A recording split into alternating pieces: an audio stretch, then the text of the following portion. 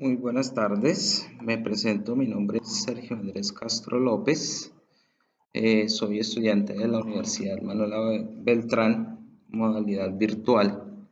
El día de hoy vamos a hablar solo sobre lo que es la farmacodinamia, voy a hacer la presentación de mi trabajo realizado. Voy a hablar de los medicamentos que yo investigué. También voy a hablar de el trastorno de la depresión y de la ansiedad.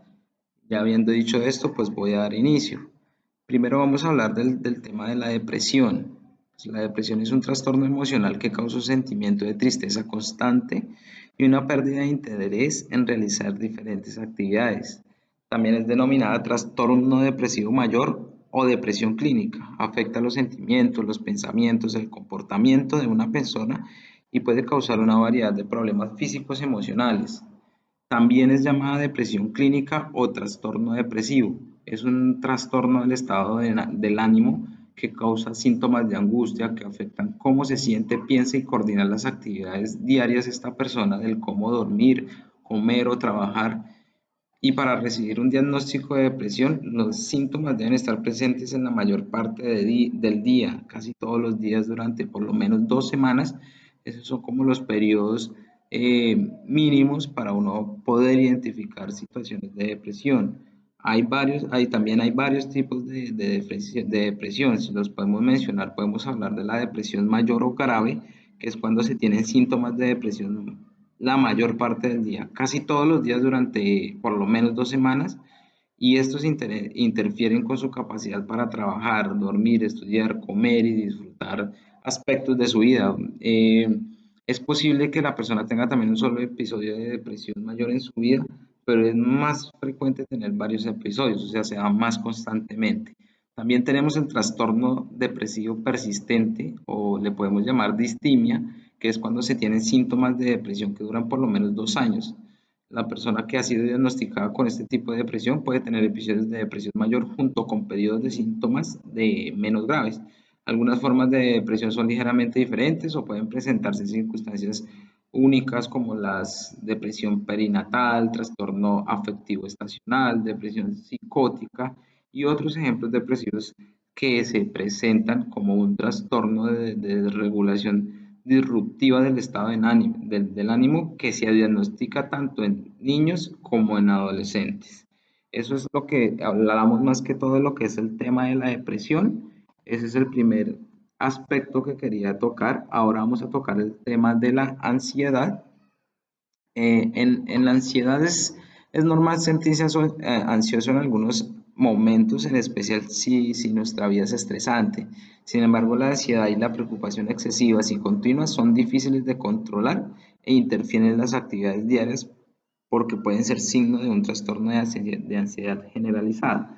Acabando de leer este apartado, también quiero agregar que el tema de la ansiedad es posible padecer un trastorno de ansiedad generalizada en la niñez o en la edad adulta. En ambas etapas de la vida es posible eh, padecer síntomas de ansiedad. El trastorno de ansiedad generalizada tiene síntomas similares a los trastornos del pánico, como el trastorno obsesivo compulsivo y otros tipos de ansiedad, pero todas son enfermedades diferentes. O sea, la ansiedad no es solo la ansiedad, sino que son enfermedades distintas. Hay tipos de ansiedad, tipos de trastornos de ansiedad.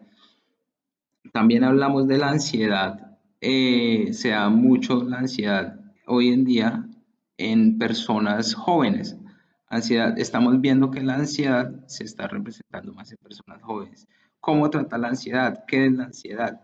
Podemos decir que, por ejemplo, en esta pandemia, eh, nos ha cambiado nuestro presente y nuestro futuro. Eso no hay que tenerlo claro. La normalidad cambió y como bien sabemos, todos los cambios generan consecuencias. Aunque nuestro organismo y nuestra mente están diseñadas para adaptarse al cambio, hay ocasiones en las que las circunstancias pueden hacer que esta tarea, que en la gran mayoría de las personas se puede realizar de forma semiautomática, en otras genere una dificultad mayor, sobre todo si estamos de alguna forma predispuestas para rechazar el cambio. Entonces, podemos empezar por entender que el cambio de por sí no es bueno o malo. Todos los cambios a medida que pasa el tiempo no solo renovamos constantemente nuestras células, sino nuestro comportamiento y conocimiento también cambian con el tiempo. Lo que sucede pocas veces es que somos conscientes de estos cambios y de la respectiva adaptación automática que vivimos. Ya habiendo dicho esto, la ansiedad, podemos decir que la ansiedad es precisamente una de las herramientas que poseemos para anticiparnos al cambio. La ansiedad es esa bandera que nos dice que hay algo en nuestro futuro para lo que se puede ser para lo que puede ser que estamos preparados y por consiguiente deberíamos empezar a actuar para ayudar en ese proceso de adaptación. Lo hacemos normalmente de una manera automática porque ya en nuestro pasado hemos enfrentado situaciones parecidas que nos permiten experimentar de forma rápida posibles soluciones. Pero sin embargo, ninguno de nosotros habíamos enfrentado antes una pandemia, ni a la cantidad de información al respecto, la cual en la mayoría de los casos, en lugar de contribuir con nuestra necesidad de adaptación, lo que ha hecho es generar incertidumbre que ayuda inevitablemente a incrementar nuestra ansiedad. Eso es lo que yo quiero decir con el, pues poniendo como contexto el tema de la pandemia y cómo se han visto casos de pandemia en estos momentos. Seguramente también podemos encontrar recomendaciones que nos ayuden a apartar del panorama la ansiedad, pero esta continuará ahí. O sea, va a continuar ahí, pudiendo dejar o no secuelas en nuestro futuro. Siguiendo con la presentación, vamos a hablar de los medicamentos que tratan la depresión. Entonces, los medicamentos que yo tuve en cuenta para esta presentación fueron primero la fluoxetina, como usted se puede ver ahí en la pantalla, la fluoxetina es un antidepresivo de la clase de inhibidores selectivos de la recaptación de la serotonina. La fluoxetina fue documentada por primera vez en 1974 por los científicos de Eli Company, que fue presentada por la FDA en febrero de 1977. La fluoxetina está indicada para tratar tanto en adultos como en niños los trastornos depresivos, el trastorno obsesivo compulsivo, la bulimia nerviosa, el trastorno disfórico premenstrual y el trastorno del pánico. También aparte de esto, bueno, esto es lo que tenemos históricamente, la fluoxetina, pero además de eso también podemos decir que se usa ocasionalmente para tratar el alcoholismo, el trastorno por déficit de atención y ciertos trastornos del sueño, en particular los síntomas de cataplegia asociados a la narcolepsia, migrañas, trastorno por estrés postraumático y síndrome del Tourette. También se puede tratar con este medicamento la tricotilomanía, obesidad, incluso algunos problemas sexuales. Voy a hablar del campo de acción de la fluoxetina. El campo de acción principal de la fluoxetina es un fármaco de acción específica. Es un inhibidor potente de la recaptación de la serotonina en la neurona presináptica con una acción relativamente más débil sobre la noradrenalina. Esto quiere decir que aumenta la concentración de la serotonina en la biofase, disminuyendo el cambio de serotonina por estímulo de los autorreceptores 5-HT1A y 5-HT1D. A medio y a largo plazo se produce un efecto adaptativo con regulación negativa de los autorreceptores que se vincula con un efecto ansiolítico que se alcanza el primer día. También podemos decir que la fluoxetina se caracteriza por tener efectos más activantes de los otros compuestos de la misma familia y podemos decir que estudios recientes señalan que la fluoxetina, a diferencia de los otros ISRS, aumenta los niveles de dopamina y noradrenalina en la corteza frontal. ¿Qué quiere decir esto? Que esto se asocia con efectos positivos sobre la cognición y las funciones ejecutivas y explicaría su particular eficacia en el tratamiento de la depresión comórbida en pacientes con trastorno por déficit de atención e hiperactividad.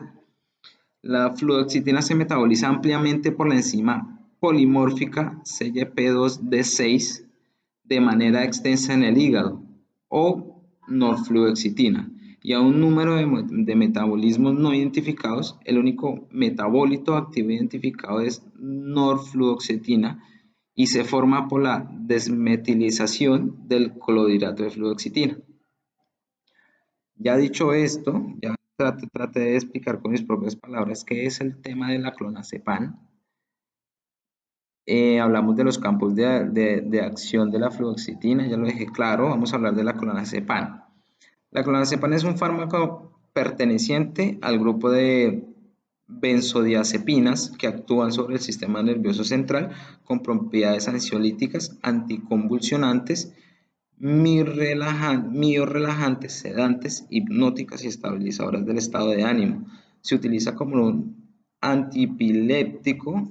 Es particularmente útil en el tratamiento de la crisis de ausencia y ausencias atípicas y altamente efectivo en cualquier desorden de ansiedad. Eso es lo primero que podemos tener del tema de clonazepam. Yo agrego que también tiene un efecto ansiolítico e hipnótico. Bueno, eso ya lo había dicho, estabilizador del estado de ánimo a corto plazo, causa amnesia y causa amnesia anterógrada. Bueno, en el clonazepam, yo quiero decir que el clonazepam en dosis muy altas o altas en personas con poca tolerancia o con poca tolerancia causa una fuerte amnesia, pudiendo ser total a corto plazo, dependiendo de la vida media de la benzodiazepina sobredosificada, con desinhibición conductual. Esto provoca alta probabilidad de accidentes graves y actividades riesgosas inesperadas. Aunque una sobredosis puede causar esta amnesia por algunos días, si se consume únicamente benzodiazepina, es casi imposible la muerte por sobredosis, ¿no? Por benzodiazepina y sus excesos no hay registros de muertes elevadas por sobredosis. Pero en caso de usarse con otras drogas, de pronto mezclarlas con otras drogas, esta benzodiazepina, el riesgo de muerte por sobredosis es mucho más considerable, ¿no? Mecanismos de acción de la clonazepam. La clonazepam es un modulador alostérico del receptor GABA tipo A. Por consiguiente, provoca un aumento en la actividad del neurotransmisor. Al ser su blanco farmacológico, el receptor GABA ocasiona que al unirse a este aumente la frecuencia de apertura de los canales de cloruro, lo que conlleva a la hiperpolarización y disminución de la despolarización de las neuronas. Como bien lo dice, esto a su vez disminuye las potenciales de acción nerviosa en el efecto del clonazepam. Si hablamos del efecto ansiolítico, lo logran inhibir la sinapsis del sistema límbico, que es el encargado de controlar el comportamiento emocional, y su efecto relacionado con el sueño ocurre debido a que se prolonga la fase 2 del sueño y disminuye la duración del sueño, ¿no? Y del sueño de ondas lentas. Se absorbe este medicamento, el clonazepam, se absorbe en el tracto gastrointestinal, perdón. Su biodisponibilidad es del 90% y tiene una afinidad con las proteínas del 85%. La eliminación del fármaco es lenta, ya que pues, los metabolitos activos pueden permanecer en la sangre varios días, incluso semanas, con efectos persistentes. También se absorbe con relativa lentitud, su biodisponibilidad es del 82 al 98%, su concentración plasmática máxima es de 3 a 12 horas, el tiempo para que aparezca la acción tras la administración oral es de 20 a 60 minutos, con la duración de la misma de 6 a 8 horas en niños y hasta 12 horas en adultos. El clonazepam es de vida media intermedia, fluctuando entre las 30 y 40 horas. Su unión a las proteínas es alta, se metaboliza en el hígado por la vía CP450 y CYP3A4 y se excreta por la vía renal. El clonazepam se metaboliza mayoritariamente por reducción a 7-ánimo-clonazepam y por N-acetilación y 7-acetaminoclonazepam. También se produce la hidroxilación del C3, del tricromo hepático C450-3-4 y está implicado en la nitrorreducción del clonazepam a sus metabolitos farmacológicamente inactivos. y los metabolitos presentes en la orina se encuentran tanto como compuestos libres y conjugados a lo que nos referimos al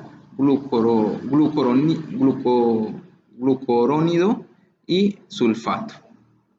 Eso es lo que yo quería explicar en cuanto a mi trabajo, en explicar en los campos de acción, el concepto de la fluoxetina, del clorazepam, qué es la ansiedad, qué es la depresión en este tema de la farmacodinamia. Antes de terminar mi presentación,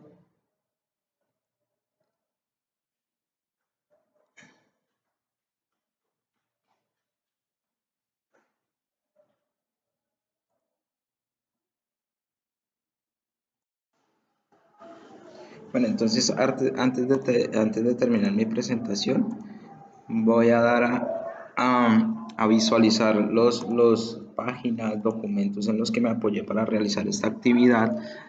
Voy a empezar, me apoyé mucho en la base de datos de la universidad, en donde encontré muchos artículos, por ejemplo, el que están visualizando en este momento, la ansiedad y la depresión.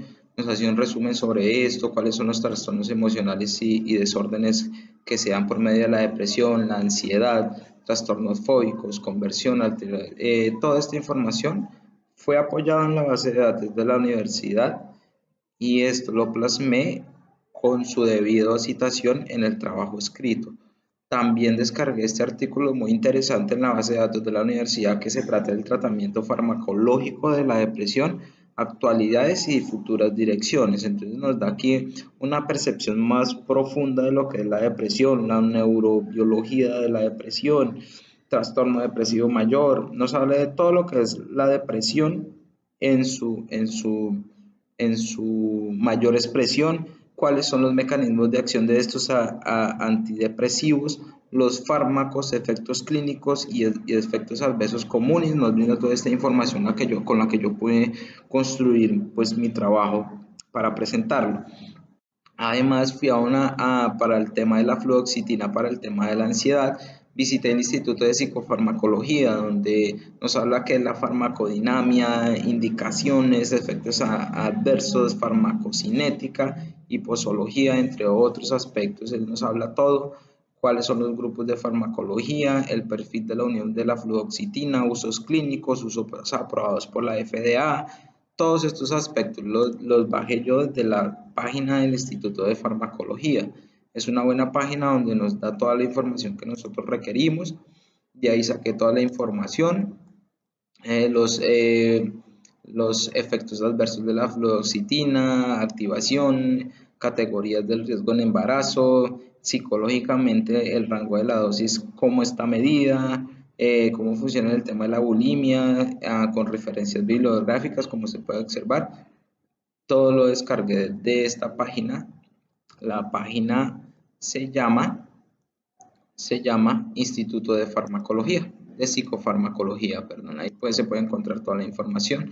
También fui a una página muy buena que se llama Medline Plus, donde uno puede buscar toda la información sobre salud que uno necesita y la puede tener a la mano. Entonces en esta página averigüé sobre el clonazepam porque tiene más claridades sobre este aspecto y investigué, nos dice cómo se debe usar el medicamento, qué otros usos se le da a estos medicamentos, cuáles son las precauciones que se deben seguir para antes de tomar este medicamento. Toda esta información la, la da esta página, es muy completa, y también los efectos secundarios, cómo almacenar, desechar el medicamento. Son muchos factores claves que comparte esta página para nosotros como estudiantes para fortalecer nuestros trabajos, nuestros proyectos.